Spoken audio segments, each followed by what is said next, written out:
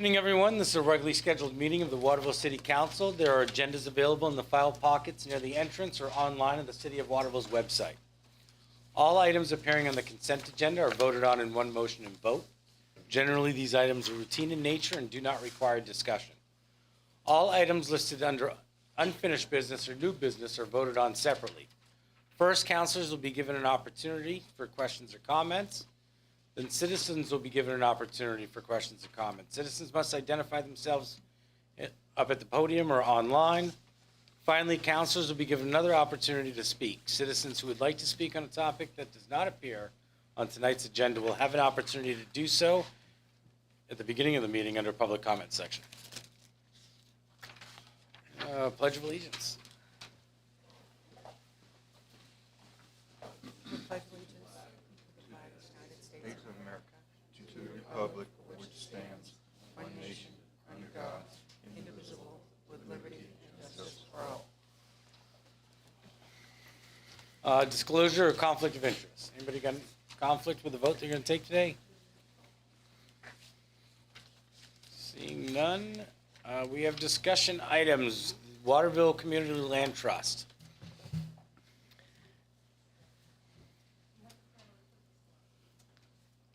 Do you have somebody coming in? Yes.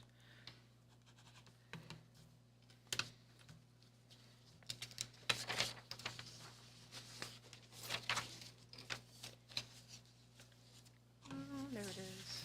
Sorry.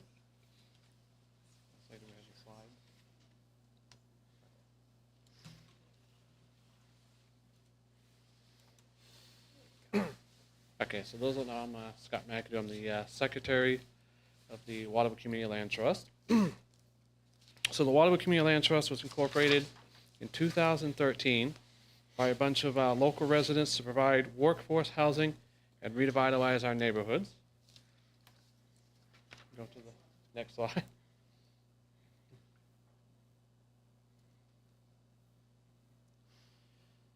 So there are over 225 community land trusts in the United States, in more than 41 states, 300 in the United Kingdom, 170 in Europe, and in many other countries around the world.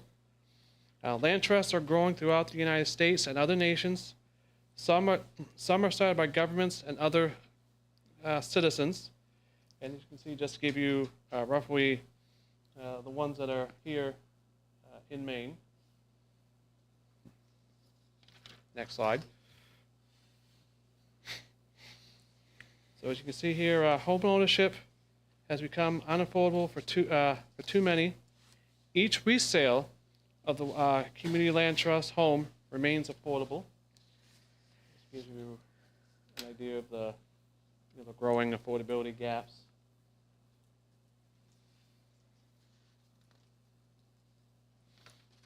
Okay, next slide.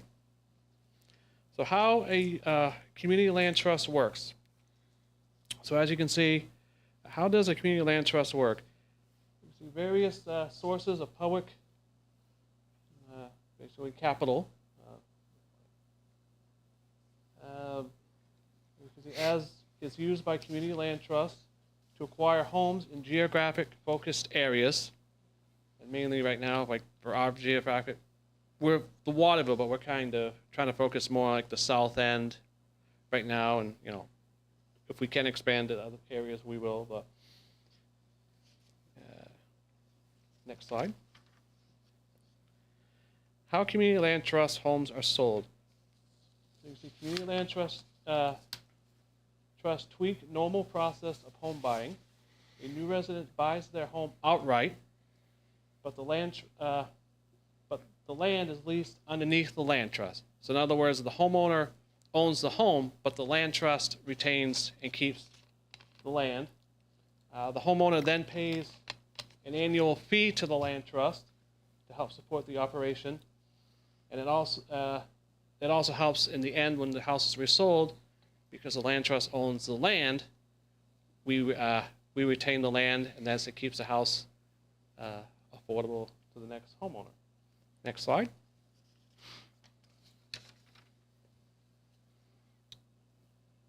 So how are homes can be affordable? You can see to make housing permanently affordable, current resident sells their home at a price set by the land trust, earning a portion of the increase in the value of their home. And again, while the land trust retains the land, the new resident buys the house at a price that's kept affordable and agrees to the same requirements around resale. Next slide. So how are land trusts governed? Usually, like most, like us, it's governed by a board of directors.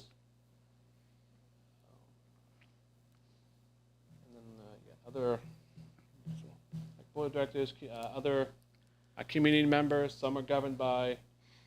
There's a few that might be governed by actual government. As you can see, the community land trust geographical focus allows it not to only provide housing, but to play improvements in stabilizing neighborhoods, which we'll go to some of that in what we've done. As a diverse its profile, the community land trust also owns the land in the trust to permanently affordable rental housing and community-focused projects. Like some land trusts actually do have like multi-unit buildings where they actually will rent out as well. We don't have any yet, but who knows what the future will bring. Next slide. So the Waterville Community Land Trust was actually gracious enough by a private funder who helped us actually get our first project. We got the funding in 2016 and purchased our first home at 181 Water Street, which was actually renovated, and we were actually able to sell the home in 2018, which I can say is still actually owned by the person who bought in 2018. Okay, next slide. So as you can see, the private money is actually used to renovate the home, which did need some TLC. It was like a 1970 style home. Some of the work that was done was basically gutting out. There was a small closet upstairs, which we turned into a small closet / half bath. Basically, we redid the entire kitchen, the entire home. Next slide. And then as you can see, this is some of on the other side, the actual repairs. You can see the new kitchen, that's the half bath, of course the living room. And then we had a nice front area, new porch, deck. Pretty much, if you would have gone in after, you would not have been recognized. You wouldn't even think you were in the same building. Next slide.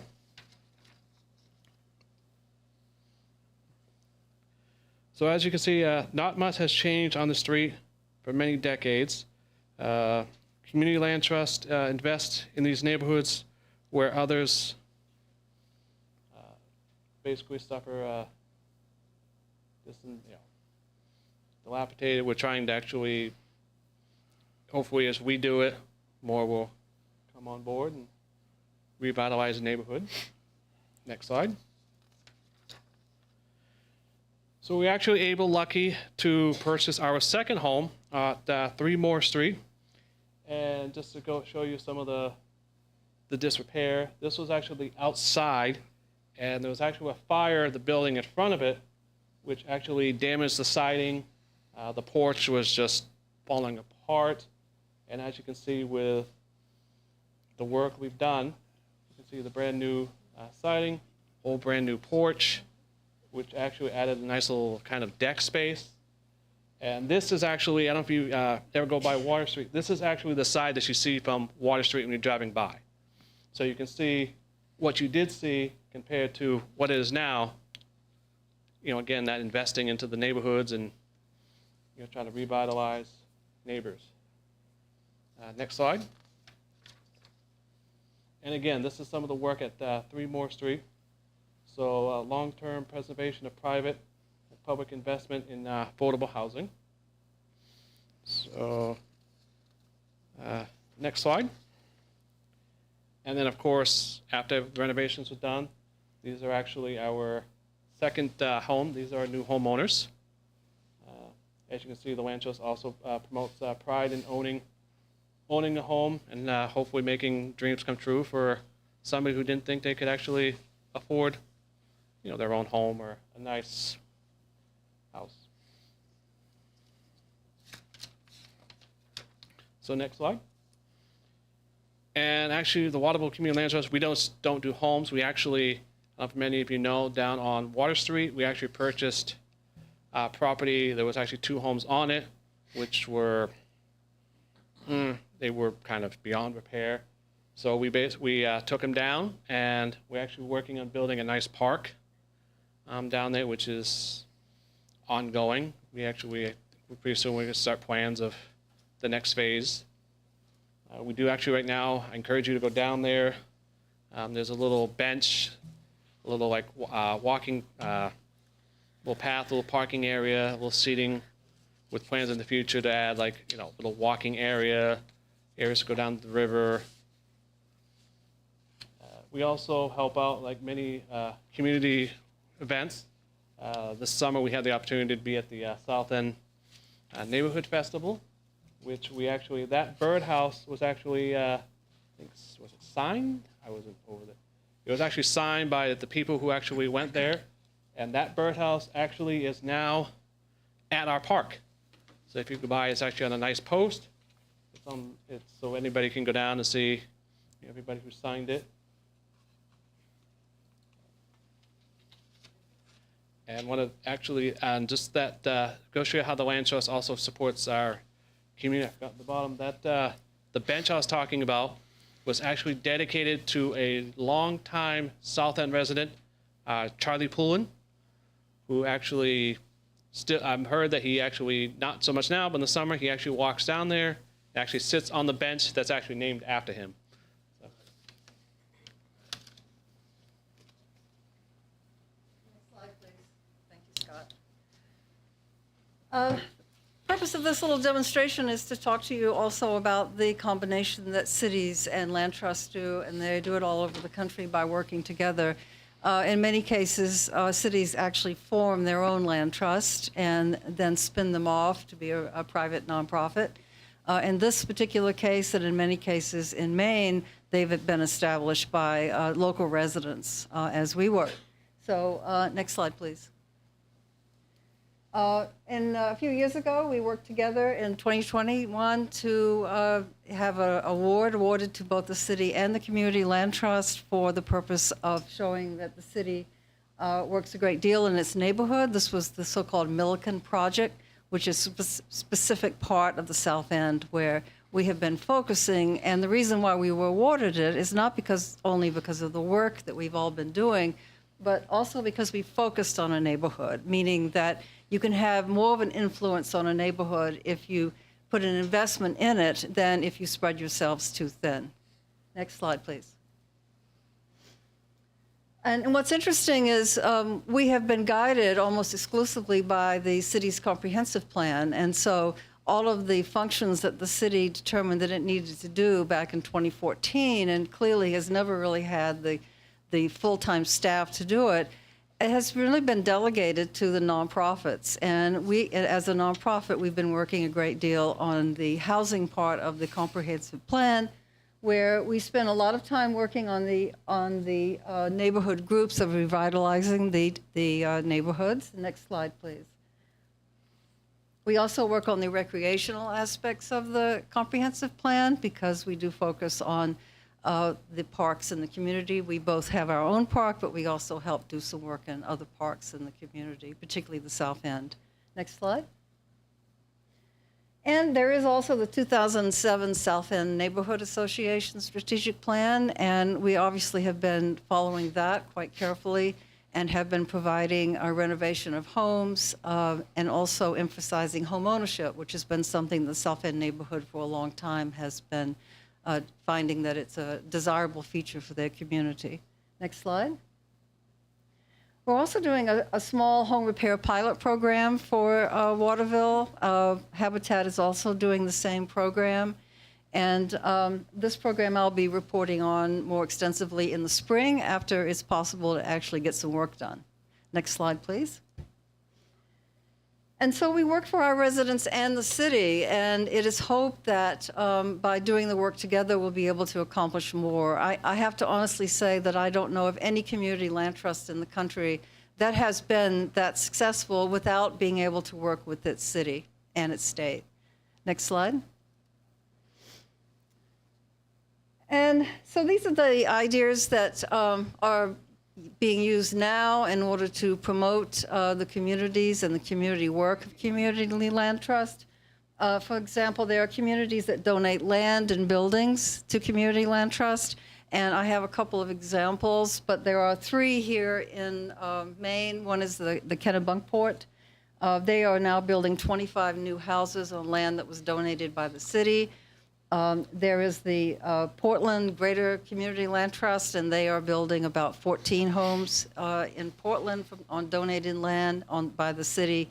And there is also the newly formed Mid-Coast Regional Housing Trust, which has been proposed by the city of Rockland to do some work, and they're still debating that idea. But next slide, please. Also, communities will help their land trusts get loans and grants, and that's clearly, community block grants. It would be TIF money. It would be home funds, which would be a federal program which the community could take part in. Some cities actually have housing trust funds. I don't know if that's actually legally possible here in Maine to do. There is obviously a Maine trust fund, but that's used for specific reasons, and that's all federally funded.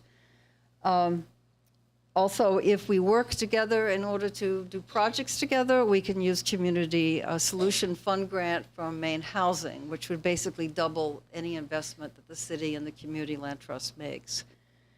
We also have long-term protection of permitted houses, which means that, for example, if you have a developer who is proposing a project which includes a low-income component, but he's perhaps suggesting that it would be only good for 15 years, some communities require that those developers turn those homes over to their community land trust, and then they become perpetually affordable so that all of the public and private money that goes into developing those homes is not lost. It remains perpetually affordable. Next slide. This is just a little demonstration of the Greater Portland Community Land Trust proposal in Portland for their properties, their condos that they are proposing to build. And next slide. The Kennebec Heritage Housing Trust is building about 25 houses. You can see that their prices for affordability, which range around $220,000 or so, is a lot higher than perhaps our affordability, but that's Kennebunkport. Nevertheless, these are affordable homes in those communities. Next slide, please. And so, we've been here a few years. We hopefully will be here a long time to come, and we're hoping that we can have a closer relationship with the city. Any questions? I tried to run through this as fast as possible. Thank you. Any questions? You mentioned Habitat. Are you working with Habitat for Humanity, or is it just both entities doing their own thing? I'm a little confused. We have proposed to do work together for the home repair program, but we certainly in the future hope to do other projects with them. Yeah, yeah. You're telling me what I want to hear, so thank you. It's always nice when I can say the right things. All right, any other questions? No? So you mentioned the home repair fund partnership with the city. Can you just give us some details on what you're planning to do in the spring with that? We have advertised the program. We have had a few people apply. We have visited a few of those houses, and what we're at now is finding out how much can we afford to do. We have a $2,500 budget per house, basically. And so unless we can extend that with volunteer labor and in-kind contributions, it's not a lot that we can do, and people understand that. So there are certain things that we will be able to provide for people, and there are other things that will just remain undone, unfortunately. But it is a beginning, and it's certainly an understanding of how much is it going to cost to actually help people, and what are the things that people need. And basically, it's things like paint. If they don't have vinyl siding, or it is new siding, it can be new windows. Vinyl windows only last so long, and they need to be replaced. Sliding doors are another one that I see are often malfunctioning fairly early in their lives. And then, of course, there are a lot of interior things that, as you know, we're not doing, because at this point we don't want to go inside people's homes. We want to stay on the outside as much as we can. Okay, thank you. But we will give a report once we start doing projects. And I should advertise now that if there are carpenters out there that like to do work part-time, we'd love to hear from you. All right? Are you one? No, unfortunately not. Oh, okay. I'll end up with a bruised thumb. Well, as long as you hit the nail once in a while, that's enough. Once in a while. All right, thank you. Thank you. Anyone else? All right. Anybody online? No one is asking a Okay. question, but the next item on the agenda has Chief Essler doing a discussion item, so I will promote him. All right.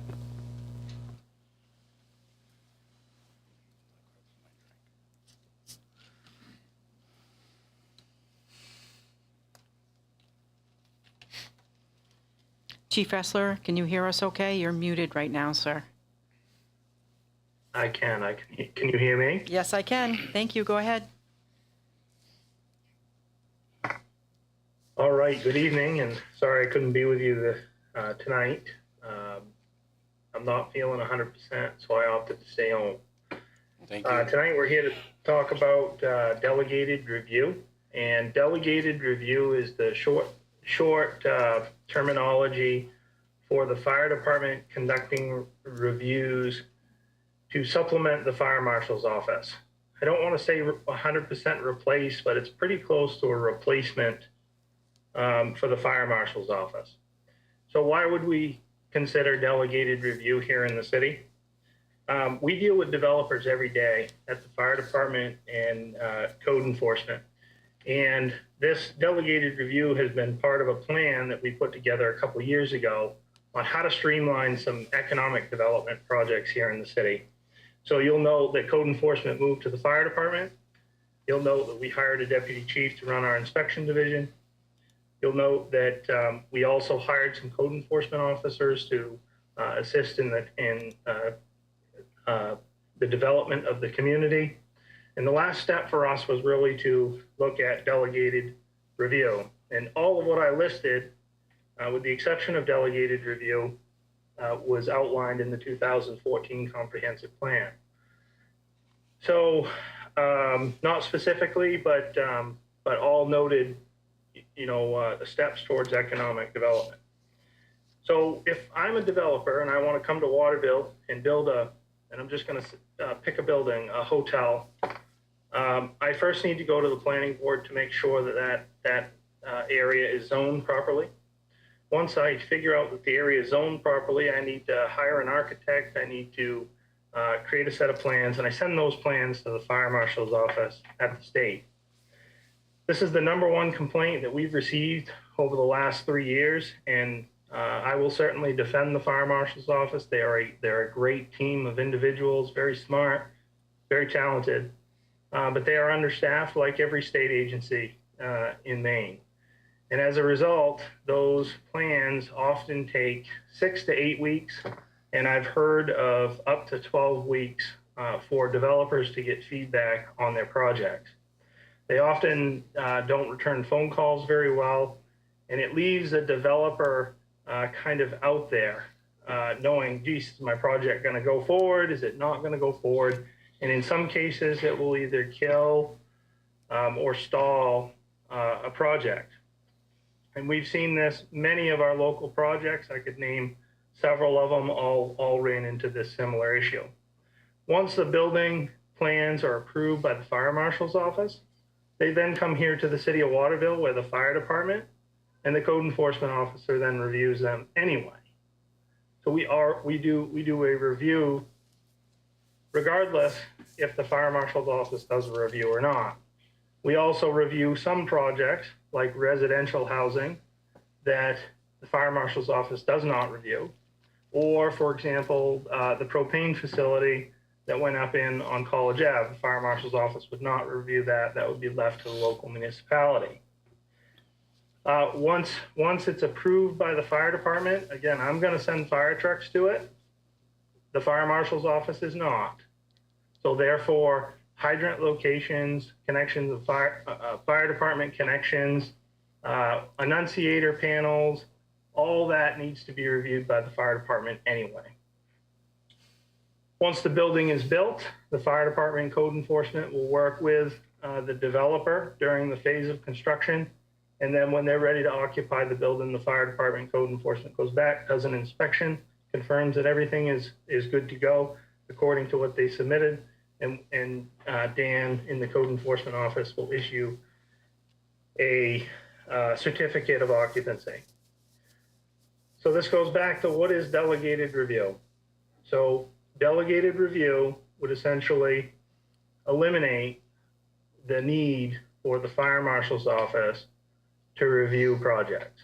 Projects will still be submitted to them, but the city of Waterville will be acting as a delegated official under state law, which is Title 25, to conduct inspections on behalf of the state fire marshal's office. Therefore, we believe that we can streamline projects and have developers or people doing alterations or renovation to their building. We believe that we can turn those projects over in 2 weeks' time, and that's I think we can be more aggressive than that, but we want to give you the tail end of what we think we can run projects at. So in our investigation to determine if this was good or bad, we visited Sanford, which has been talked about in the housing committee as kind of a model community. And Sanford and Portland are the only other two fire departments in the state of Maine that currently conduct delegated review. From them, we received that it has done exactly that. It has reduced the cost of permits for people to build in Sanford. It has streamlined Sanford's growth. If I have a municipality next door and my project's going to take 8 weeks at the fire marshal's office and it's going to go through jump through a set of hoops, and they're not going to have somebody locally that they can interface with on a daily basis to get questions done, versus a streamlined program like we would have here in Waterville, where fire and codes would become a one-stop shop. Projects have streamlined into Sanford, multi-million-dollar projects. So the pros of delegated review really are that we become business friendly. We lower the permit fees for developers to come to Waterville. Developers can begin projects, physically put a shovel in the ground in what we're calling two weeks' time. Renovations or alterations could also be reviewed in that same 2 week time.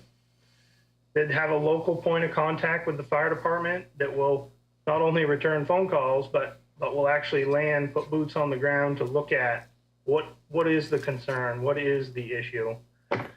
And the communication between fire and codes has never been better. And Waterville will be one of 3 municipalities in the state of Maine that will have met this burden. And this comes on the tail of the work that the deputy chief has done, training the department, and really our desire to have a very safe community.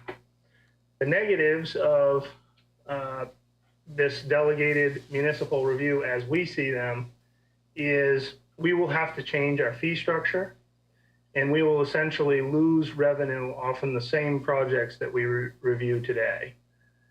That revenue then has to be funneled into the fire department and codes section that is specifically responsible for this to maintain it. So it becomes somewhat self-sustaining. It can't go into a capital improvement account, so to say. If we were to charge similar fees to the fire marshal's office, we would be looking at some kind of legislative change, but we can, if this is something the city wants to do, we could dive into that a little further. We would require changes to our public safety ordinance, which we are happy to draft and bring forward. We would have to create an appeals process so that if somebody did not agree with us, an assessment, we want a smoke detector here. The developer says, no, we're not going to put it there.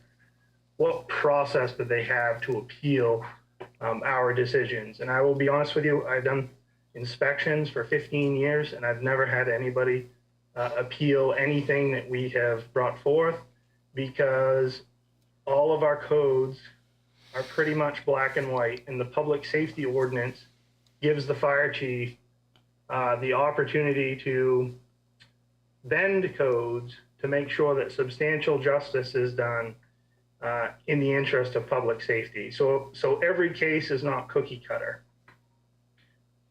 Another negative would be we may lose some technical support from the fire marshal's office because when we funnel revenue into the city of Waterville and not the state of Maine, generally that will be frowned upon by a state office. And the fire marshal's office will still maintain jurisdiction over DHHS facilities such as our hospitals and a few other protected classes. So that's it in a nutshell. But what I needed for a discussion piece here, I'm looking for direction directly from the city manager on whether the city manager wants the fire department to continue to modify the ordinances and bring them to the council for your review, or whether we want to kill the project and focus on responding to the 911 calls. Can you do both? I mean, so Yeah, we can do both. this is going to cost us we're going to lose about $50,000 a year. Is that my understanding? Approximately. There's no exact amount because development is different year to year, but approximately $50,000 that goes directly into our capital improvement account now. We will make some revenue, and again, that's very hard to predict because we don't know what the development is that's coming. But let's say we make $25,000 instead of $50,000. That $25,000 will have to go into the operating budget to fund our deputy chief's position. Okay. But we're streamlining everything. Like we're no longer going to have to wait for anyone else to do projects in the city. I'm okay. We've been talking about stuff like this for years. And it's here. So, Chief Essler, can you give us a sense of what the difference in fee structure would be? Or where does that $50,000 loss in revenue come from? So if we become a delegated municipality to conduct reviews, because the fire marshal's office wants to discourage municipalities from doing this on their own, I mean, that funding funds their office to staff the reviews. There's no question about it. Because the fire marshal's office wants to discourage a municipality from doing this, or so I've been told, again, they only allow us to charge 4 cents per square foot on our permit fees instead of our current fee structure. So for example, if somebody built $1 million building in the city of Waterville today, the permit fee for that would be $1,400 today. But if we become a delegated municipality, the fee structure on that same building, because it's 4,800 square feet, we would receive a permit fee of $192 as defined under state statute. So the only way to change that so that we can charge the same fee as the fire marshal's office is through legislative action, which I think can be done. but it's just nothing that's going to be done, in the coming months. Can we get it started? Listen, I know we have a state rep right here. Go ahead, Claude. So as I understand it, Chief, the requirements for the fee structure are set by state statute. This is not something that Waterville has any control over. The only thing we have control over is whether to go down the path of delegated review. Is that correct? Correct. So my understanding is we can do whatever we want independent of delegated review, which is what we've done. If we challenge delegated review, which we now meet the burden and threshold, we then fall, and we become a selected municipality, we then fall under that section of the municipal review of development. Therefore, we can only charge the fees outlined in the law, which is 4 cents a square foot. So, does that answer your question, Councilor? Yes, it's a statutory issue. I think the real question here is whether the city wants to give up a small amount of fees that we collect for inspections in return for speeding up the development process substantially. Pretty much. Yeah, I mean, I think this process puts us, on the map for people that want to, start building things, and again, I think the money that we might give up short term, if businesses want to come here and want to move quick and they're ready to act, being the fact that, we're a service center and the number of people that come here, we're a pretty attractive place to set up shop. And I think this is another opportunity to make it a little easier to, in fact, do that. So, yeah, I think this is a good thing for us, I think. Anyone else? Councilor Green. So, you mentioned, Chief Essler, the trade-off between doing delegated review and answering 911 calls. Will this impact the work that you're currently doing? No, not at all. Okay. I was jokingly saying Okay, I just good. needed some direction on whether we wanted to, pursue this delegated review or not. This has no impact on our ability to provide 911 response. As a matter of fact, we're in the best condition that we've ever been. Okay, great. Thank you. Yes, we brought this in front of the council tonight because we didn't want to do a lot of work on ordinances or the like without having some support from the council, knowing that, we should move forward with this or not. When I discussed this with Chief Essler, I was wholeheartedly in support of this. Having been in discussions with potential developers coming into the city, this is just another tool in the toolbox that our economic development folks can put out there. If a business is deciding between Waterville and another community, and we have this in place, and it shortens their time frame by, 2 months, they're going to choose Waterville, and that's definitely a good thing for us, I think. All right. I agree. One of the direct advantages that Sanford pointed out was the acute loss in fees was made up through taxation of the $1 million properties at which they were able to pull from their surrounding jurisdictions. So I am in 100% full support of this. I think this is another service that the fire department and code enforcement office can work together on to streamline economic development. So with your blessing, I'd like to have Bill give me the direction to move forward.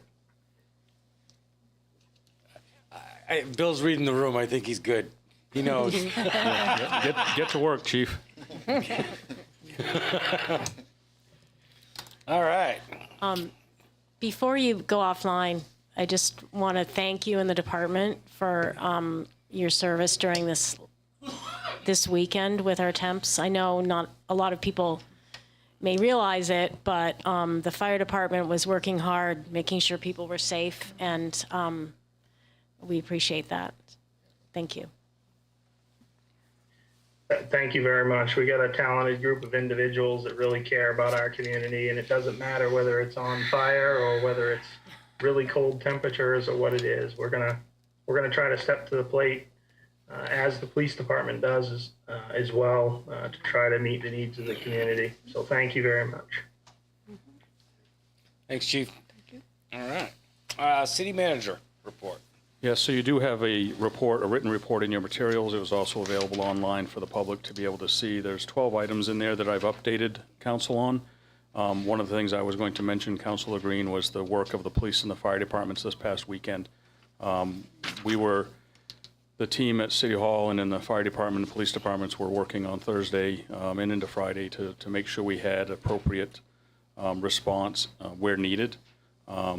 We rely on several partners when it comes to making sure that there are spaces for people that need housing or a warming place or a cooling shelter in the summers. Some of them, we can't necessarily divulge what they are, but we do have things up our sleeve as well.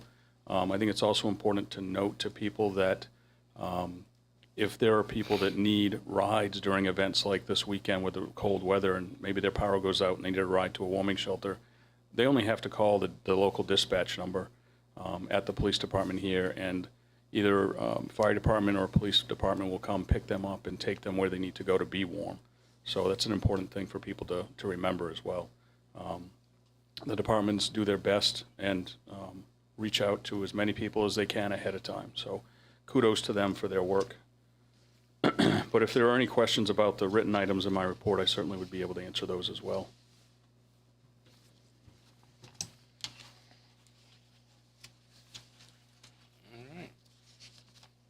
Go ahead, Councilor Frankie. What's the status of the mental health worker over at the police department?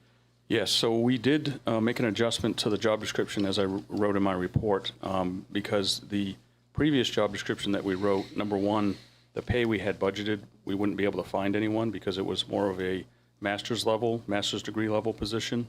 And the way it was written also involved having clinical oversight from an outside agency, which would cost the city some additional funding. The way that we've revised it, and hats off to Interim Chief Bonney for doing this, he researched what the state police are doing with their positions, their mental health liaison positions that they're rolling out. And the job description now does not require clinical oversight, and it acts more as a liaison for people at risk with different issues in their life. That position will connect with them and get them to the services that they need, so that, in hopes of not having situations where they'll end up interacting with the police department. So the benefit of changing that job description, and we re-advertised, and we had 4 applications within a week. So that's definitely moving forward. So I would hope to think within a month or so, we should have that position filled.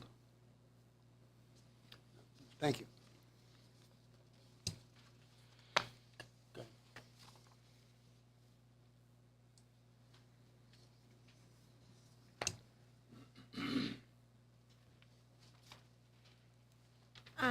Hello, Interim City Manager Post. I'm so glad to hear that the city is moving on this position. I think what I'm wondering, I'm Diane Weinstein. I have a background in social work and homelessness, substance use, those type of issues. And also, I'm aware of some certifications. So the state at one point went into this county-wide options program, which was an overdose, looking at hiring peer recovery coaches to work with folks who had experienced an overdose. And they were then broadening it, I think, to probably all substance use problems that were coming to the attention of the police, not just opioids. So there's a certification.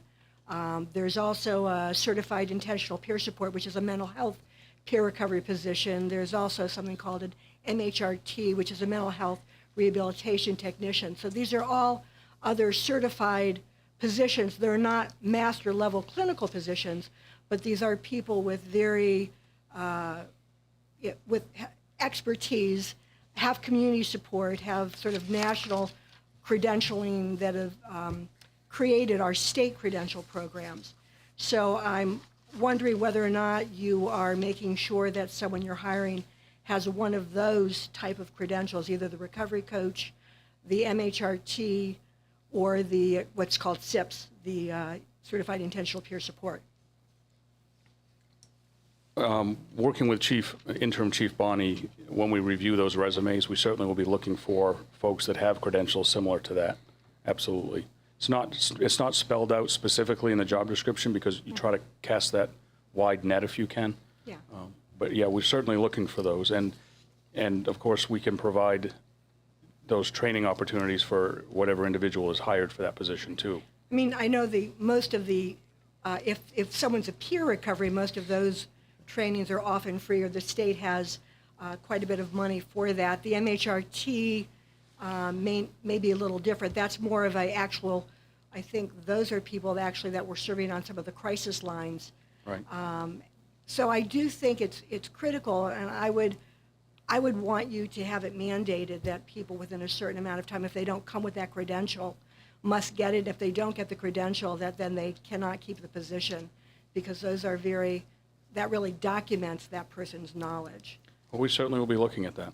The Thank other you. thing the state has done is been involved in some of the national, trying to increase mobile outreach programs for people in emergency situations, mental health emergency situations, and they've now been combining that with mental health and substance use. So there has been a lot of federal money coming into the state, and I know the last time we didn't apply for something like that, but I'm wondering if you're looking or you're having a dialogue with the state as to what the funds are and whether they're going to have some additional RFPs or training. Yeah, Interim Chief Bonney really is looking at all of those angles, so we appreciate the information though. Okay, thank you. I'm available if you want some Thank you. We free appreciate consultation. I'm sure he'll reach out. All right. Any council committees? Claude? I have one more question for the Okay. city manager. The mayor has been very interested in community policing. Would you bring us up to date on what's happening in Waterville? Sure. So in the report also, Interim Chief Bonney is a huge proponent of community policing, as you may know. The University of Maine at Augusta launched a program this January in community policing, and basically will provide a certificate to officers, or anyone really, if they take this 18 credit hour course. Fortunately, basic law enforcement officers, once they go through that class at the academy, that allows them to transfer or use 15 of those credit hours towards this program. And during their basic law enforcement course, there are community policing courses that they take at the academy anyway. So we were actually able to get one of our sergeants into this course. It's a couple weeks after the program launched because we were a little behind the ball. But Chief Bonney had spoken with the program director at UMA, which is actually Noel March, who is an expert on community policing in Maine. And we were able to get the officer into the program for this year. Could only get one in because of certain funding restrictions that the city has. We haven't planned on budgeting for that for this year, but the plan will be to provide that opportunity for all of the officers as we go forward. I'm ready. That's your question, Jay. We've talked a little about some stuff, and I've done a lot of research. I mean, I'm no professional, but it's one of the things that I've been arguing for us for quite a while. I think it's when I think of a community, I try to think of everyone who's in it. And I think when I was a kid, having a police officer who lived across the street, whose first name I knew, who looked at me funny when he knew I was doing something wrong, like I was scared. I went home. I was like, oh, he's going to tell my mother. But really, it's more about about having that interaction. I think it's important that our community members know who's there to protect them. And the same, we want them to be able to communicate with our people. They don't know who you are when you're in the car. They know who you are when you're walking down the street and you say hello every day, or you're living in their neighborhood.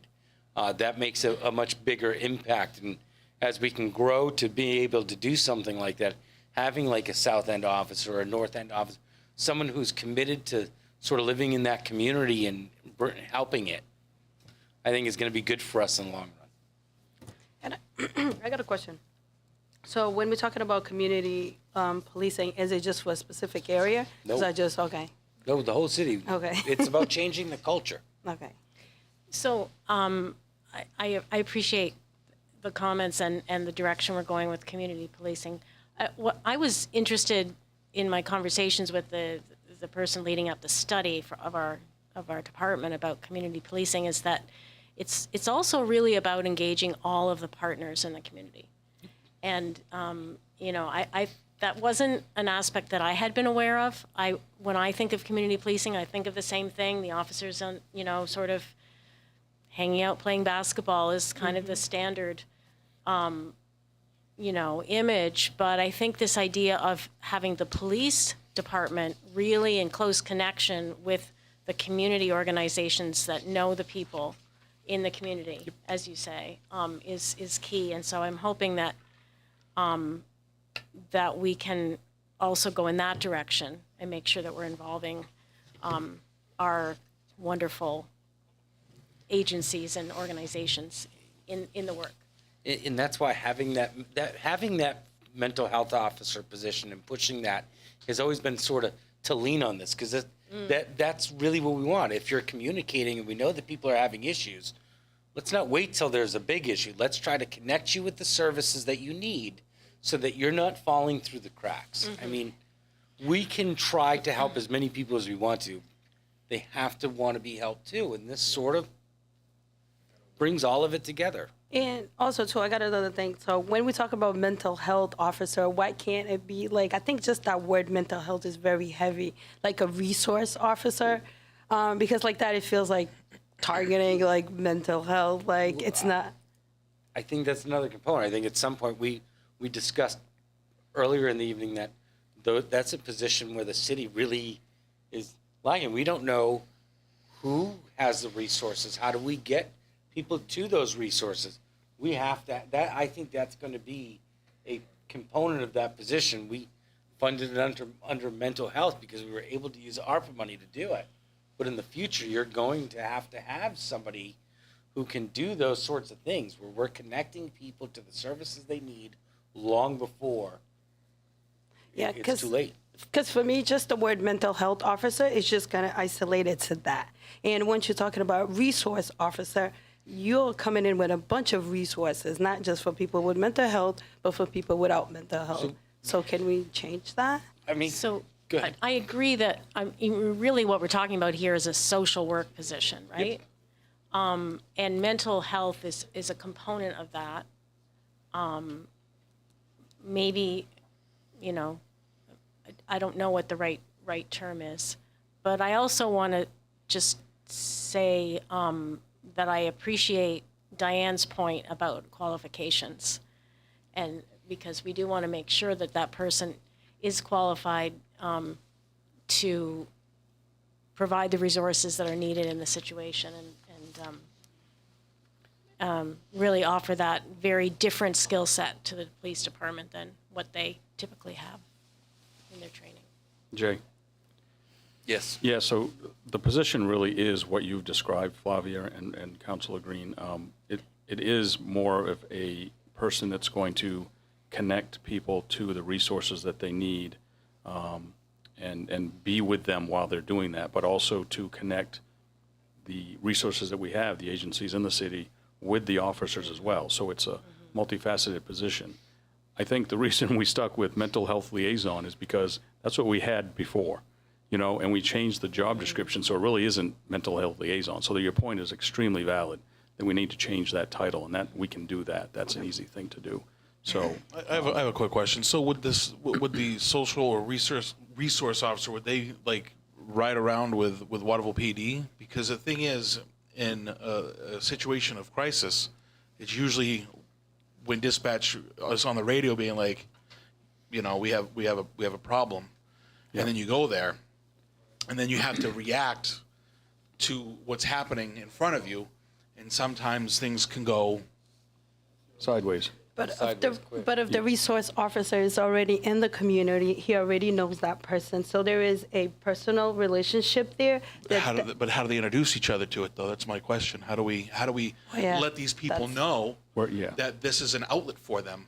Right. Well, we're building that program. That's Okay. you know that's Yeah, what I we're going to think do. We're taking the first step with hiring somebody that will fill those shoes, Mm-hmm. and then it's really up to that person to get out Yeah. into the public and make those connections and meet with all of the different agencies and that sort of thing, and then meet with people. You know, it's one of the things I'm sure that they'll be doing is, you know, going to the Lighthouse Cafe and having lunch and just Yeah. being there, you know, to talk with people.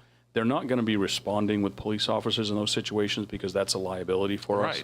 Right. And we don't want them to be in that situation, obviously. But the goal is that those situations will diminish the more work that this individual does in that position. So to try to find the resources before law Exactly. enforcement intervention. Exactly, exactly. That's the goal. That's the goal. Because we have other things like Operation Hope. So if you've got somebody who's got an Yes. addiction problem, well, now we can start working you into To- Operation Hope. Or Other programs. let's say there is a mental health issue. Well, how do we connect you to resources? Because really, if we have people that have mental health issues, what are the police going to do? They don't arrest them. They take them to the hospital. Correct. The hospital observes them for 4 or 5 hours. They're like, "You're okay," and then they kick them back out onto the street. And then what? We've done nothing but keep revolving them. So now how do we fix that portion? Because we say it's systemic. How do you fix it at a more nuclear level? And this is how we start getting there. Yep. And again, I'm no professional. I don't have those certificates, but I know that that's sort of the stuff that we need. You know, I certainly love the idea of a resource person, a community support specialist, but I also want to caution people to remember that we did have someone with a mental illness who was shot recently, and there was a community committee that made a recommendation. How do we respond to people with mental illness? Because we want to prevent people from dying. We want to prevent people from substance use, from missed substance use, from dying, and we know there's a terrible epidemic about that. So, you know, someone who knows how to get someone to a food pantry or to a warming center is different than someone who has the skill set from someone who's experienced domestic violence, from someone who has a mental illness, from someone homeless living on the streets. So again, it's good to start somewhere, but I just want to caution you to not only think that that's adequate, because I would like to prevent death from people with mental illness and who've been using substances and need those other kinds of specialty. And particularly, we know domestic violence as well, which puts people at high risk of death and dying. So, thank you. Anyone else? Council committees? Public comments? All right, then I'm going to turn this over and start burning through. Hi, Cindy Jacobs, Waterville Public Library. I just wanted to report some things that are happening at the library. We are working on getting fully staffed so that we will be able to open for our regular hours and maybe hopefully even some more. Our KVCAP Resource Navigator is starting next week, which is a person that helps people with resources for jobs. We have partnered with New Ventures Maine in their career development workshops, so we'll actually be doing the workshops right there in the library, starting off on a monthly basis already. We're figuring out how to do it weekly. We have 12 public computers that are all up and running that people are using every day, which we are really thrilled about. And we've started Saturday morning family story time, which everybody seemed to ask for. I don't know why we haven't done it before, but we're starting it now, and it's going to be fun.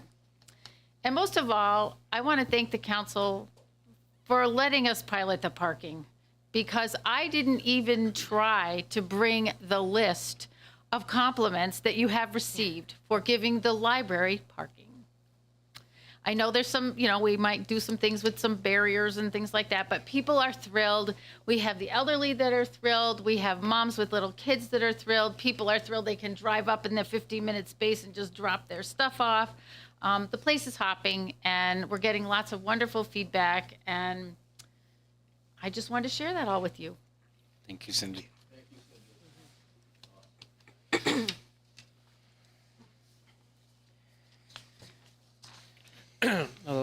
Scott Mackin, the president of Kennebec Mesconsky Trails. Just people unaware, just so you know, that this year KM Trails is celebrating 20 years. So with that, we have a year-long birthday celebration with different events going throughout the year. Let everybody know, save the date, which is National Trails Day, June 3rd. We actually are going to have a 20th birthday celebration, or our 20th birthday bash. We're going to have a day long of different events, community booths, some special presentations, and of course, you can't have a birthday without birthday cake, so we are going to have birthday cake. And just a couple things that people can do now that we're actually running. If you go to our Facebook page, and in honor of our 20th anniversary, if we can hit 20,000 members by June 2nd, on June 3rd, one random person is going to be picked from our members to win a $50 chamber gift certificate. So that's something simple. All I have to do is, if you're not a member, go to our page, help us get to 20,000. Not 20,000, 2,000. Help us get to 2,000, and you might be that lucky person that wins a chamber gift certificate. And also, I encourage you, please go to the page, because we're going to update all our different events and things we're doing throughout the year to help celebrate 20 years of trails in the Waterville, Winslow area. Thanks, Scott. Thank you. Anybody online, Patty, for public comments? No. All right. Moving on to the consent agenda. Move to adopt. Second. Patty, can I get a roll call? Counselor Gilly? Yes. Counselor DeBrito? Yes. Counselor Klepak? Yes. Counselor Green? Yes. Counselor Morris? Yes. Counselor Frankie? Yes. Counselor McCormick? Yes. The vote is 7 in favor and 0 opposed. All right. Moving on to Order 226, 2022. Can we make a motion to read by title only? So moved. Second. Second. Counselor Gilly? Yes. Counselor DeBrito? Yes. Counselor Klepak? Yes. Counselor Green? Yes. Counselor Morris? Yes. Counselor Frankie? Yes. Counselor McCormick? Yes. The vote is 7 in favor and 0 opposed. All right. Moving on to old business 226, 2022. Authorize the city manager to accept a grant from Efficiency Maine. Move to adopt. Second. Any discussion? Patty, can I get a roll call?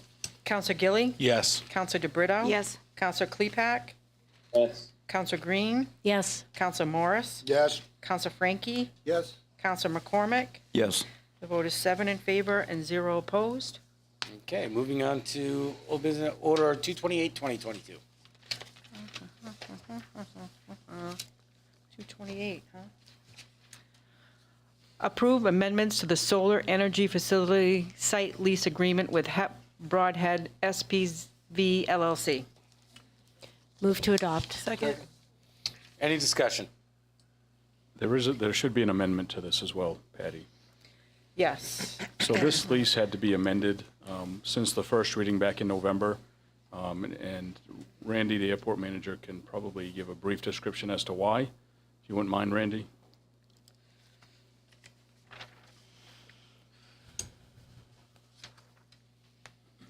Hi, everybody. So in brief, There were some issues with what was originally put on the agenda that I caught,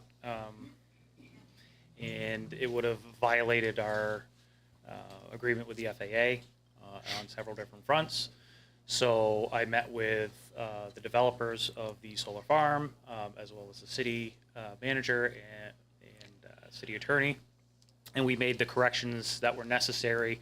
And a lot of what we ended up doing kind of mimics what we did on the site on the north end of the airport, just to kind of make sure that we weren't segmenting property and that the areas that they were occupying, everything was on the up and up. So if you have any questions, I'm happy to answer any.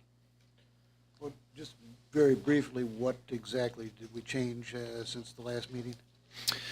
So one of the things, one of the bigger things was that they wanted to reduce the acreage from the original, I think it was 28 point.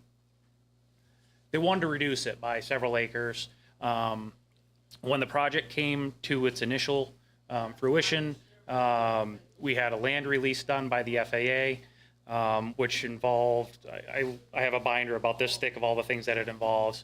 And by the reduction and the segmentation of where that property would have been, there would have been property on the east side of the airport that was undevelopable, something we couldn't utilize.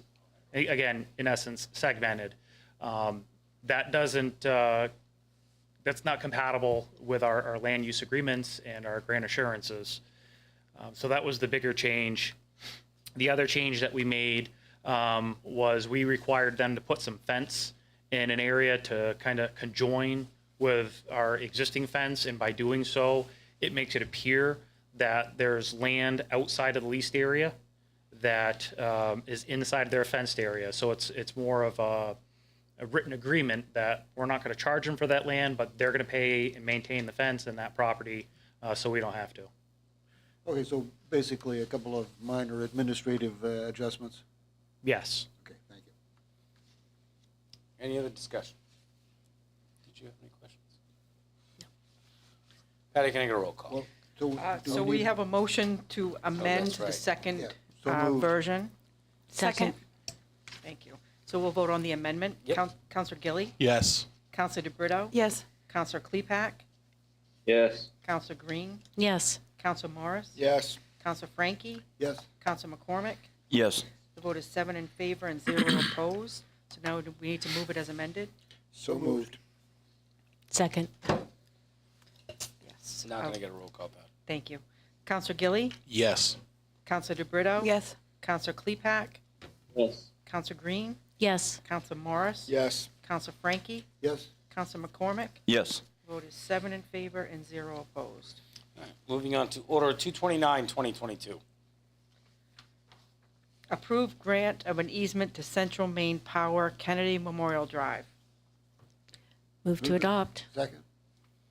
Any discussion? Patty, can I get a roll call? Counselor Gilly? Yes. Counselor DeBrito? Yes. Counselor Klepak? Yes. Counselor Green? Yes. Counselor Morris? Yes. Counselor Frankie? Yes. Counselor McCormick? Yes. The vote is 7 in favor and 0 opposed. Moving on to Order 24, 2023. Order approving tax increment financing district, Manor Gardens, and related development plan. Move to adopt. Second. Any discussion? These are new buildings that are going up. They're looking good right now. Looks nice. Yeah, they are. All right. Patty, can I get a roll call? Counselor Gilly? Yes. Counselor DeBrito? Yes. Counselor Klepak? Yes. Counselor Green? Yes. Counselor Morris? Yes. Counselor Frankie? Yes. Counselor McCormick? Yes. The vote is 7 in favor and 0 opposed. That was easy. Sorry. She's like, I'm ready to go. Don't go too far because we have to talk about the fee structure for the fire department. All right. Appreciate that. Have a good one.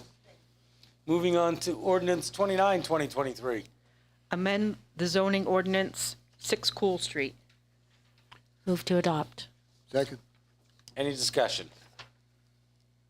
Yeah. This is going to be a dentist's office, right?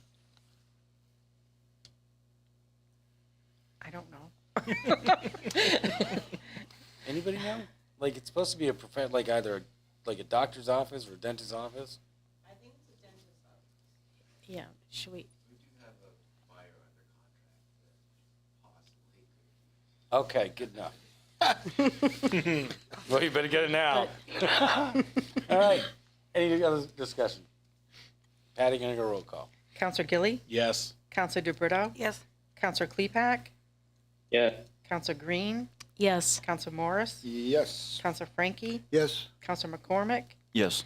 Vote is 7 in favor and 0 opposed. Moving on to new business, Resolution 34, 2023. Poverty abatement 1-2023. Move to adopt. Second. Any discussion? Patty, can I go roll call? Counselor Gilly, Yes. Counselor DeBrito, Yes. Counselor Klepak, Yes. Counselor Green, Yes. Counselor Morris, Yes. Counselor Frankie, Yes. Counselor McCormick. Yes. The vote is 7 in favor and 0 opposed. Moving on to Resolution 35, 2023. Authorize the issuance of a victualer's license to Luke and Elizabeth Hensby doing business as Humdinger's Market. Move to adopt. Any discussion? Second. Thank you. Any discussion now? We'll take a second. All right, Patty, can I go roll call? Wait a minute, Mr. Mayor, what about the, The free plug? The free Is plug? somebody here from it? I don't see him. Yeah, I didn't think I saw. Yeah, I don't see him. I always give the free promotional, like, this is your moment. Have you been there? You've been there, right? Do you want to give a plug? I have. Well, I was going to say congratulations to the new owners because I think it's great to have a neighborhood grocery store and yeah, I wish them much success. All right. Patty, can I get a roll call? Counselor Gilly, Yes. Counselor DeBrito, Yes. Counselor Klepak, Yes. Counselor Green, Yes. Counselor Morris, Yes. Counselor Frankie, yes, Counselor McCormick. Yes. The vote is 7 in favor and 0 opposed. Ooh, this one's good too. Resolution 36, 2023. Authorize the issuance of a victualer's license to Michael Schultz doing business as North Street Dairy Cone. Move to adopt. second. My only plea is that they not get rid of the licorice ice cream. Listen, licorice ice cream, I know it sounds gross. It is good. Any discussion? Red or black? It's black. Is this Michael Schultz? I have a question. Yeah. Yeah. Is this the same Michael Schultz that, like the bread baker? Yes. So rumor has it it'll be bread and ice cream. Whoa, far out. Not I a want my promise, just a rumor. Maybe Well, they'll my make ice- their own the bread- cones. Their own cones. You're going to get a banana split now in a baguette. That is so cool. I'm excited for that. Patty, can I get a roll call? Counselor Gilly, Yes. Counselor DeBrito, Yes. Counselor Klepak, Yeah. Counselor Green, Yes. Counselor Morris, Yes. Counselor Frankie, Yes, Counselor McCormick. Yes. The vote is 7 in favor and 0 opposed. See, Claude, if they're not here for now on, we're going to give them the shameless plug. All right, Resolution 37, 2023. Authorize the issuance of a liquor license to Buen Appetito doing business as Buen Appetito. Any discussion? move to adopt. Second. Yeah, I'm like waiting on that one. Bill told me he had to get home. Any discussion now? Patty, can I get a roll call? Counselor Gilly, Yes. Counselor DeBrito, Yes. Counselor Klepak. Yes, I'm sorry. That's Yes. okay. Counselor Green, Yes. Counselor Morris, Yes. Counselor Frankie, Yes, Counselor McCormick. Yes. The vote is 7 in favor and 0 opposed. All right, moving on to Resolution 38, 2023. Authorize the issuance of a victualer's license to Buen Appetito Incorporated doing business as Buen Appetito. Move to adopt. Second. Any discussion? Patty, Have can I they get got a roll- date when they plan to be open? They're open. They are They're open. open. They opened Was just there last just the week? other It's day. delicious. It's nice that it's right around the corner now, Yeah. isn't it? I'm not a drinker, Walk so I don't back and care. get I'm the like, car. listen, bring me just right out to the car, right? Like, see ya. Rice and beans. I'm done. All set, Mayor. Yes. Counselor Gilly, Yes. Counselor DeBrito. Yes. Counselor Klepak, Yes. Counselor Green, Yes. Counselor Morris, Yep. Counselor Frankie, Yes. Counselor McCormick. Yes. Vote is 7 in favor and 0 opposed. Moving on to Resolution 39, 2023. Refer to the Planning Board zoning amendment 74 Pleasant Street. Move to adopt. Second. Any discussion? Go ahead. So, so this is a request to rezone the parcel that was formerly the Sacred Heart Church that's now owned by Ware Butler, correct? And is it the entire parcel or is it just the rectory? Oh, okay. Okay. All right. What was the answer to that? It wasn't spoken into the mic. Just the rectory. No, yeah, sorry, yeah. Don't worry, Mike, I'll do this. Anybody else? Counselor Frankie. Well, do we have anybody here from this company? Doesn't look like it. So that leads me just to my concerns that the neighborhood, that the company has torn down now three residences in the neighborhood and is planning to convert another residence into commercial space. And quite frankly, I think that this is the wrong direction for this neighborhood to be moving in. There have some people have suggested that Pleasant Street should become a part of the downtown commercial area. I think that people living in the area would be very opposed to that. I'm very disappointed that there's nobody here from Ware Butler to defend their actions. So I, quite frankly, am going to be opposed to sending this to the planning board until we get some answers from the people at Ware Butler as to exactly what they plan to do with the Sacred Heart Church property. I don't disagree with you that somebody should have been here, but this is like a clerical error from the last meeting. Yeah, he was here. And he was here last He was meeting. here last meeting, yeah. So, I mean, that sort of, maybe we should have reached out to him to let him know that we were going to have some questions, but, and I know that you're not taking shots. I mean, that's your neighborhood. I sort of had this discussion with Rebecca at our weekly meeting, and one of the things I said is, I understand what some of the neighbors are worried about, especially when it comes to the church. But if you look at that parcel and that property where it's located, right across the street is the mobile. I sort of feel like that small corner, and then there's the bank is there on that opposite side. I almost feel like that corner there is going to be sort of like that commercial corner of that neighborhood. Yes, but not where the rectory is. No, but that's The rectory, right on the backside there. The rectory is smack dab in the middle of a residential zone that's been a residential zone for years and years. Has it been used as a house? When was the last time it was used as a house? And my main point is that Ware Butler has not even given me the courtesy of a phone call, even though my position of defending this neighborhood is well known. Did you reach out to them? You just find out about it in the agenda minute, and it's not my duty to know what they're thinking about. Agreed. What's the rectory being used for right now? Is it it's a vacant building? All right. It's been vacant for a long. They are occupying the white building that towards what would be the rear of the church, as far as I know. I've seen the cars, I've seen their signage, but the rectory itself is still vacant and it's looking dilapidated. Because I walk through there all the time. How long has the building been vacant for? 10 years, something like that. 10 years? Decade? 10 years? Yeah. Yeah, whenever the church closed. It's right.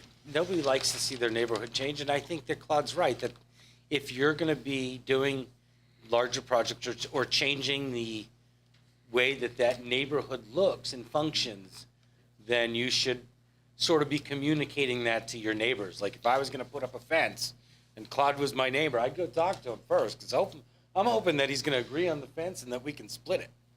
But people want to know what's going on in their neighborhood. There are going to be some people that are going to lose part of their backyard once they finally build that up. So I think it's important. We did it with the church. People care about that corner and that neighborhood, but it is going to evolve. But figuring out what they're going to do at the church is really a discussion that should be happening, and it's not. Yeah, I think that. Go on, Rebecca. You were going to say something. Oh, no. Well, I was just going to say, I mean, it's kind of the big question mark here, right? First, it was the other white building that was rezoned, I believe, to allow for offices. Right. And now we have another building, and that leaves the church. So I think that, from my point of view, the referral to the planning board comes with a question about the overall plan and how we're going to prevent a loss of housing that has essentially occurred from this acquisition of land. I mean, it's great that they bought the parcel and it's good that they're developing it, but we just need to think about what impact that has on housing and the neighborhood, of course. Go ahead, Ann. Mr. Mayor, I'd just like to make the point that where Butler has stated that they don't want to be landlords, so the city council can prevent them from putting offices in there, but they can't prevent them from taking the building down or just leaving it vacant. Right, and I understand that, but they're asking the city to change zoning to accommodate their needs. So I think part of the question has to be, how are you supporting this neighborhood? Well, I mean, if I may. Yep, go ahead.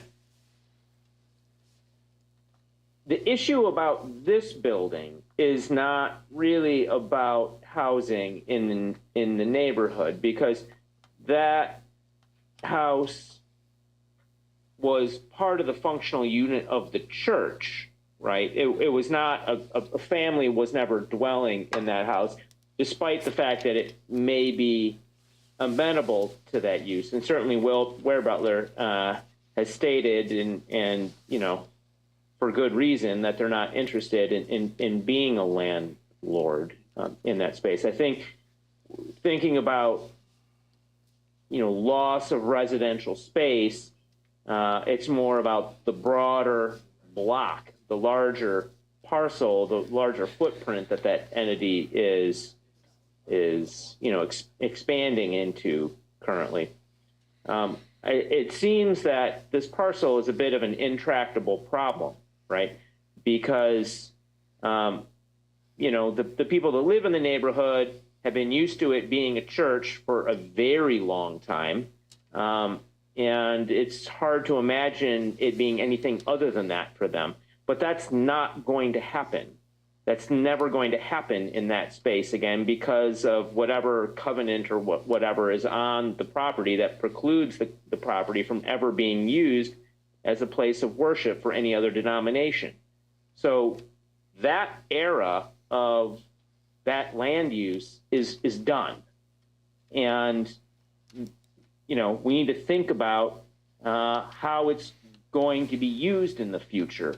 There's only a certain range of entities that are going to be able to purchase that building and have the kinds of resources to invest in the building to bring it up to a reasonable level of utility. It needs, the church, for example, needs a fire system installed. And, you know, the neighborhood was opposed for their reasons, which I do not want to relitigate at all, was opposed to a wedding and event center going in there because, you know, partially because of it being after hours. Now we have a company, Ware Butler, which I will remind the council during that rather contentious debate around that initial proposal for the use of that parcel, Ware Butler was described as being a better option for an owner of the parcel because they were a business that operated within normal working business hours. That presumably continues to be true. I don't really understand, Claude, I get your sense that you don't want to lose the character of that neighborhood, but what you're asking of that parcel is unrealistic in my perspective right now. You know, you want it to be to maintain a residential character. You're not going to get anybody that has the kind of capital to go in there and turn that whole parcel into more residential to maintain the residential character of the neighborhood. That parcel is, as the mayor pointed out, a liminal space. It's a border. It's a border. And commercial residential borders fluctuate back and forth in communities all the time. There's cyclical stuff that happens, you know, on you know, the scale of generational shifts. And we're certainly at one of those inflection points now with this particular parcel. It's not as if that building, this particular rectory or whatever, it feels, looking at it from with, you know, Ware Butler and everything to your back, looking into the neighborhood as if it's deeply embedded in the neighborhood.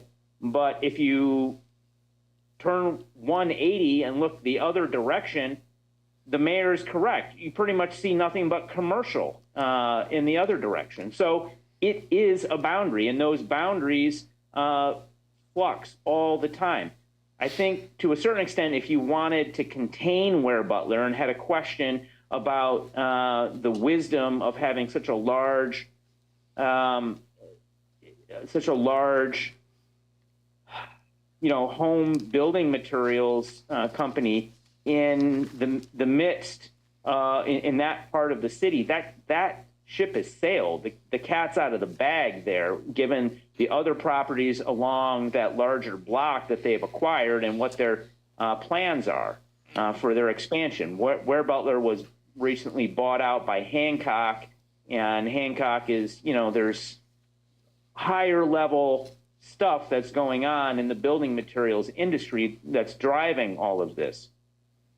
I don't really see any other option that's going to be more palatable to the neighborhood that's actually possible of happening. That's reasonably accessible. This is a solid 9-to-5 company that employs lots of local residents. That's not some large box store type, you know, building supply company. I agree with you that it's not ideal, but I don't think the ideal is achievable in this situation. I think it's a reasonable compromise for that parcel. That, you know, this has been an ongoing thing. If it gets blocked, what's going to happen? It's going to continue to languish. That parcel is going to continue to languish, and the capital improvement costs on all of those buildings is just going to continue to escalate if nobody's putting the basic maintenance into the buildings that they require. I am certainly alive to your concern, Claude, but that's, I mean, I think it's a hard call, but I personally think it should go to the planning board at least. It's not like we're making a final decision. We're sending it to the planning board and then let the planning board do their job, and then it comes back to us, and then we can have further discussion. Everyone will get the Ware Butler folks or whoever it is that needs to get up here and answer our questions for us then, after we've been duly advised by the planning board. Thank you, Tom. Anybody else? Councilor Frankie. Well, I think I have to respond to some of the speculation that Councilor Klepek has put forward, that we really don't know what the new company has in mind for the area. As Councilor Klepek has suggested, it could be that they're planning to put Home Depot in the middle of Pleasant Street. So we got all kinds of speculation, but we don't have anybody from Ware Butler to speak to it. So I quite frankly think it's premature for us to take this up. And as far as referring it to the planning board, Councilor Klepek, and then it's all done, why? We've been down that road several times in the past couple of years, and it hasn't been a very pretty road. I think it's council's job to start the ball rolling with full awareness and full information before we send it to the planning board. I don't think it's not going to go to the planning board at this point. I'm looking at everybody's face. But what I will say is that if you're a representative of Ware Butler, you're hearing what's going on. I think it's time to reach out to the city and see so we can get some understanding as to what you're actually planning. I mean, this is one building. What is your long-term plan for that area? It'd be nice to know. And I would beg to differ that they're already larger than Home Depot in the middle of the city. I mean, just where they have the wood there, I would assume that at some point they want to go up to where the old Haynes Bakery was and take all of that piece of property. And that's encroaching on your ward there going up. I used to live in that neighborhood. Those buildings up along that street aren't the greatest, and those may be the next ones to get rehabbed. I think we have to really discuss what that sort of triangle is going to look like there, and doing it the right way to where it benefits all residents and them. We're not going to uproot them from there at this point, so. Please. For those who don't know me, social media, whatever, my name's Bart Furmanek. I've lived in this city my whole life other than 6 years. My 6 years were in Portland. We need long-term range goals from Ware Butler. This right now is kind of pie in the sky, and we're sort of guessing. Is it Home Depot? Is it this? Is it that? No. We need a long-term plan, and everybody looks at it. We get an agreement, then it goes to the next step. We can't do it without having that as a foundation. We need that foundation, and Ware Butler should understand that. Patty, getting a roll call. Councilor Gilly? Yes. Councilor DeBrito? No. Councilor Klepek? Yes. Councilor Green? I'm voting yes because I think that the planning board is the place where we hear these plans, and I'm looking forward to hearing what they are. Councilor Morris? Yes. Councilor Frankie? No. Councilor McCormick? Yes, and consider that where Butler is growing in the city, they're also creating jobs in the city. The vote is 5 in favor and 2 opposed. You need somewhere for those people to live. I got a neighborhood. The rectory. I got a neighborhood for them. All right, moving on to Ordinance 40, 2023. Amend the administrative ordinance, Article 1, Section 5-1.3, wards described. Move to adopt. Second. Any discussion? I have a brief presentation to bring the public up to speed, if you don't mind. Nope, go ahead. I'll try to be brief.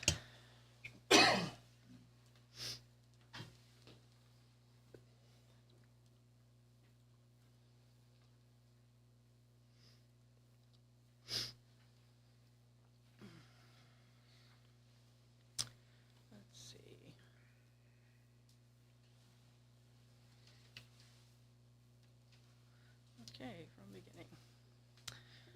All right. So as the city clerk, I'm required to notify the city council after the decennial census, if there are a number of inhabitants in any one ward that exceeds by more than 10% the inhabitants in another ward. So I actually did that in last spring in April.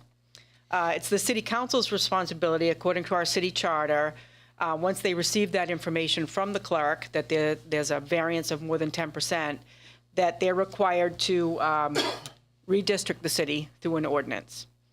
The original census data that was received from the Census Bureau, and you may be able to see it in this map, but I can detail that there was a pretty significant discrepancy in Ward 3, which happens to be where a lot of the Colby College housing quarters are located. At the time, I assumed that it was due to COVID, and maybe those students didn't report on campus, but we realized after the fact that we should look into it and speak with the Census Bureau about that, and in fact start a challenge process, which I didn't know existed until we were thrown into it. So when the councilors expressed concern that they didn't want to redraw the district lines based on those erroneous census numbers, we did approach the census and found that the numbers that were reported from Colby, for whatever reason, were not reflected in the decennial census numbers. This happened to be a problem that was experienced in other areas, so the Census Bureau created a one-time review process called the Post-Census Group Quarters Review, which results in changing population estimates for years going forward, but it doesn't, in fact, change the decennial census numbers. So City Solicitor Lee provided that information from Colby to the Census Bureau. Our challenge was upheld, and the census blocks were amended to reflect those updated numbers. Unfortunately, the charter specifically dictates that the revision of ward boundary lines have to be based on the decennial census. So the council directed a referendum question to be sent to the voters to allow for the district lines to be redrawn on a review of the decennial census if one has been conducted. And that was approved by the voters in November of '22. So those two pieces were now in place to be able to accurately reflect the census boundary lines, the ward boundary lines. So, in a nutshell, the total population comes to 16,827 in Waterville with those amended numbers. If you divide that by 7, it's about 2,400 residents per ward is what we should reflect to make the it representative equally between wards. We try to make the boundaries reflective of the neighborhood boundaries and the geographic boundaries like rivers and railroad tracks and that sort of thing. And we don't want to draw illogical lines just to keep incumbents within their ward. They need to be contiguous boundary lines. So this may be difficult to see, but this dark green portion here in the middle is Ward 6. And in fact, Ward 6 has grown in population. And Wards 2, which is the light green north of that, the blue is Ward 3, and the tannish color is Ward 4. Those three were low in population. So basically, in order to disrupt the fewest number of voters and make those wards equal, we basically nipped away at the edges of Ward 6 and added a few blocks to Ward 2 in this green section here where I'm kind of circling. And then we added a little bit to Ward 3 in this corner, and then a little bit to Ward 4 in this corner. So basically tried to disrupt as few people as possible and just equal those out. So if you look at the adjusted population, which is this column here, whoops, I'm sorry. This adjusted population column here, the variance from the average of 2404, Ward 1 was relatively close, minus 69, so we didn't make an adjustment there. As you can see, Wards 2, 3, and 4 were all low. Ward 5 was 87 above the average, so that didn't change. Ward 6 had a significant increase of 487 in population, so that was high. And then Ward 7 had a 49 difference, so we didn't make any adjustment there. So basically, we're looking at wards 2, 3, 4, and 6. So with the adjusted boundaries that I just noted, the variances now are very close. That last column, the lowest is minus 69 below the average, and that's Ward 1. And the highest is Ward 5, which is above by 87.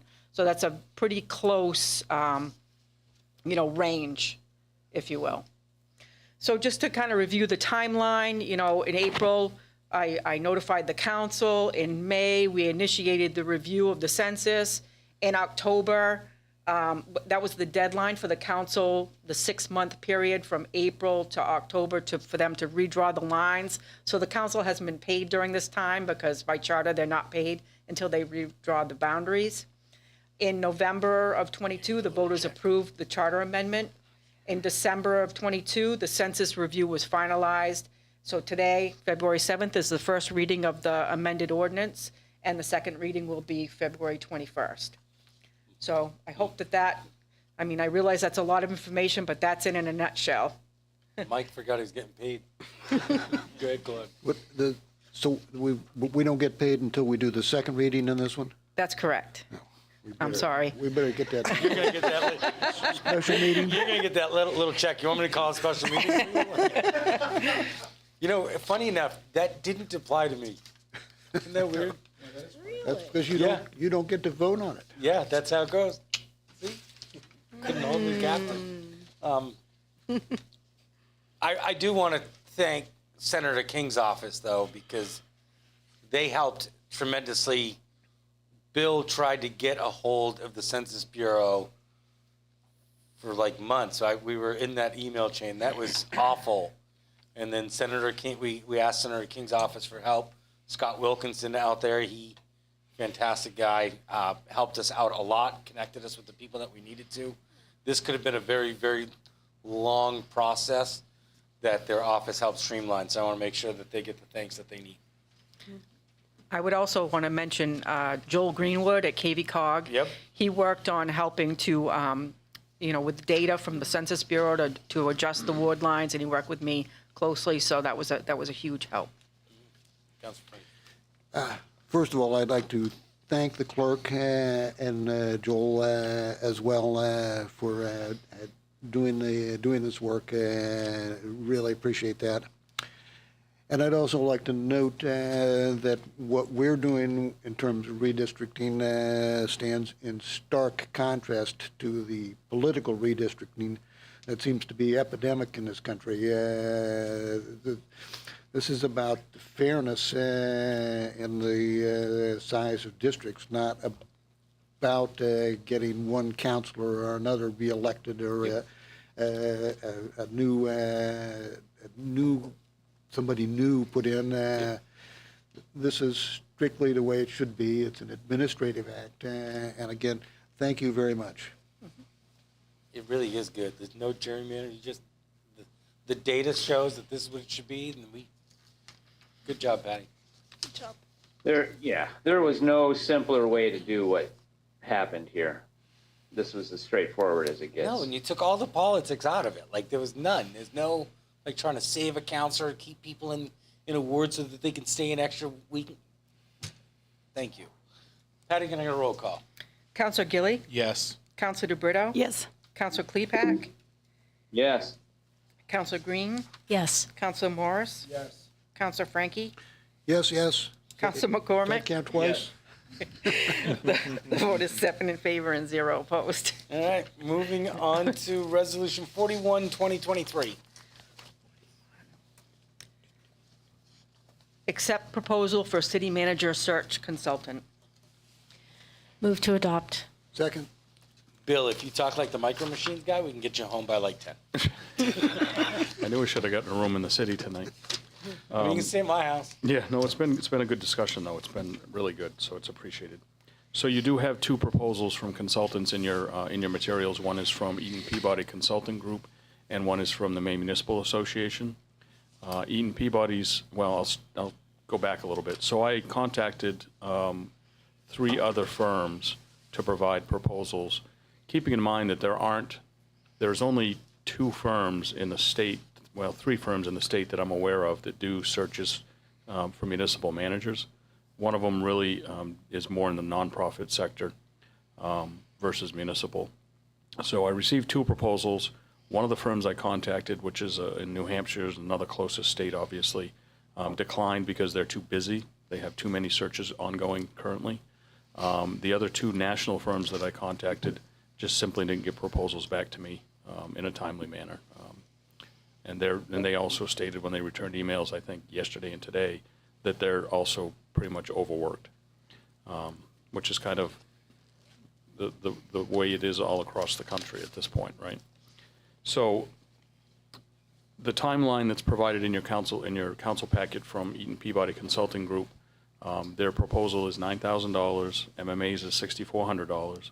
Both are at their extra costs for advertising and the like, of course. Eaton Peabody can start with the council at your next meeting. And MMA's consultant says the earliest they could start working with the council for the search process would be early March, more likely mid-March. So then the ending time frames are about a month different. So MMA would be about a month later than what Eaton Peabody Consulting Group will do. I've worked with Eaton Peabody Consulting Group before. I think they're top-notch, and I certainly would recommend that the council go with them. I believe we also have Cornell Knight is in our waiting room. He's one of the consultants, so if you did have any questions, he certainly could answer those if you have questions. And I can answer questions about the proposal as well. Remind me who we used last time? MMA. MMA. Yeah. We have an estimate of the direct expenses that are included with MMA but not included in Eaton Peabody. Like, so what do we anticipate? The advertising cost is going to be the same for both, and that's extra. The other costs from Eaton Peabody are going to be mileage. Where are they located out of? They're in Augusta, so it's not that far. They're not that far away. No. And it'll be limited amount of trips up here, I'm sure. Just so the 2 consultants, main consultants for Eaton Peabody, are Don Garish and Cornell Knight. They're both former long-term municipal managers in the state of Maine. So they know the landscape very, very well. They know candidates very, very well. They've been very active in the professional associations in Maine. And that's one of the reasons that I recommend them. I know that they're a little bit more money, but they are available now, which benefits me in the long run. The sooner you can get a manager here in place, the better off, I think. Their proposal, they're saying that they would be able to name a manager in early May with a start date probably, July 1st, middle of July, depending on that candidate's, requirements for relocating or, giving notice for their current position. Yeah, Go ahead, Tom. well, I was just going to say, I think $3,000 is chump change for the gain of a whole month. Yeah, I mean that's a clear indicator that Eaton Peabody is seems correct to me. And we've almost exclusively used MMA in the past, right? So this gives us an opportunity to see something new and what else is out there. This is a I different. agree. Yep, this is a different consultant that you've used in the past. You want different results, you do something different. Given Bill's confidence and the fact that we're gaining a month, the cost differential is negligible in my opinion. Councilor Green. Yeah, I agree. And it's a very crucial month because it's going to be right at the end of our budget process. So we'll be able to factor in the salary that we're going to end up paying. Well, and also when and if, when we get a new city manager, then we can start to work on hiring a full, a non-interim police chief. So, Well, and given the labor market that was just described to us, the sooner the longer we wait, the poorer the pool is going to be, right? Mm-hmm. So if it's the kind of labor market that it was described just now, having a month jump is in our best interest for sure. All right. Patty, can I get a roll call? Counselor Gilly, Yes. Counselor DeBrito, Yes. Counselor Klepak, Yeah. Counselor Green, Yes. Counselor Morris, Yes. Counselor Frankie, Yes? Counselor McCormick. Yes. Vote is 7 in favor and 0 opposed. Councilor comments. I have a comment. So Parks and Rec, the sidewalks look amazing. Yeah, so I mean, before people used to walk on the street, but now I saw like even all around the city, the sidewalk looks pretty nice. We're So, getting there. I mean, Parks and they're Rec. so short-staffed. They're doing an amazing job. That's right. Here, here. Way to go, Flavia. Anyone else? Make a motion. Motion to adjourn.